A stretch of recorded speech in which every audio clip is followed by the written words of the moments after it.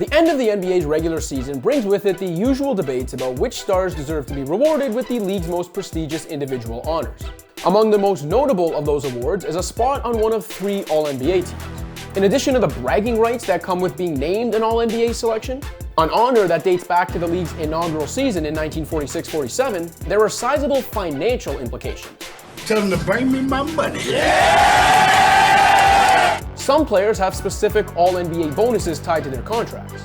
For others, earning an All-NBA selection can impact that player's max contract ceiling.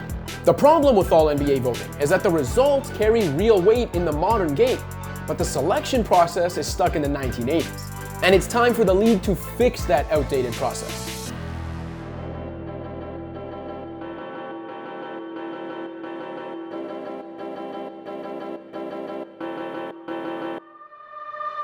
In the 75-year history of the NBA, the All-NBA selection process has only been adjusted twice. For the first 9 seasons, 2 positionless teams were selected, simply honoring the league's 10 best players.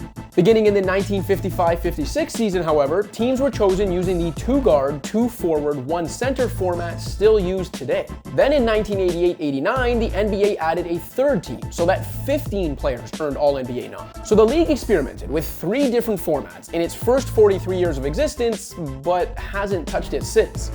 How does that even make sense? The first tweak that needs to be made? Add a 4th All-NBA team. Now, this isn't about ensuring more pros get participation trophies. It's about ensuring today's stars are treated fairly when it comes to recognizing their achievements compared to players of yesteryear. At the conclusion of the league's inaugural season, 10 players received an All-NBA selection, which amounted to 6.2% of all players. When a 3rd team was selected for the first time in the spring of '89, 15 of 353 players who suited up for a game that season, or 4.2% of the player pool, became All-NBAers. The 2021-2022 season saw more than 600 players suit up, meaning the 15 stars selected as All-NBAers this year will account for less than 2.5% of the league's players. Even if you look back at the last full season pre-pandemic in 2018-19 to avoid the skewed roster sizes, All-NBAers accounted for a paltry 2.8% of the total player pool.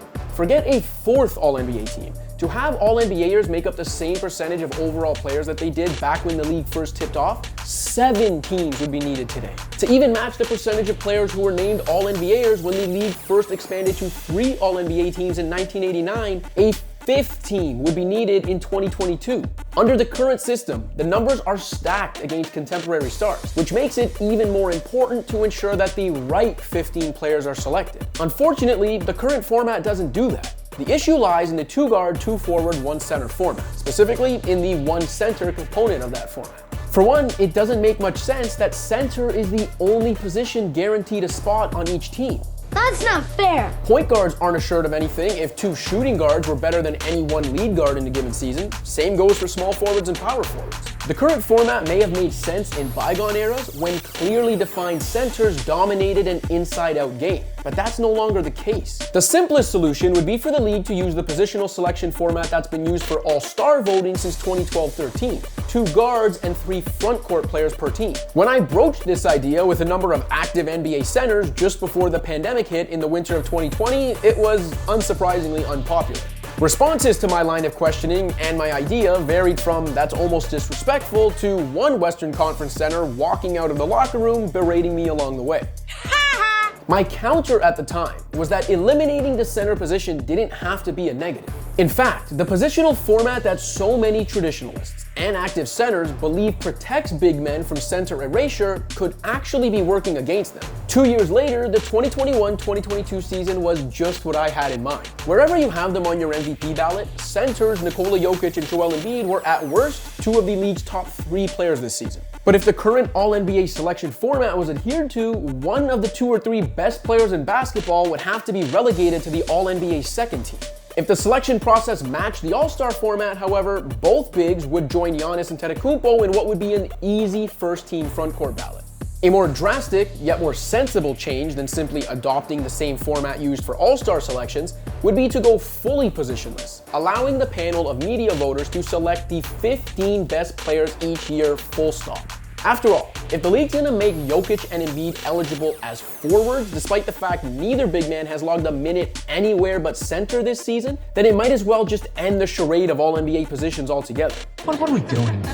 And yeah, that might mean more perimeter-oriented All-NBA teams for the foreseeable future. But should the league's year-end honors not reflect the state of the game in a given year?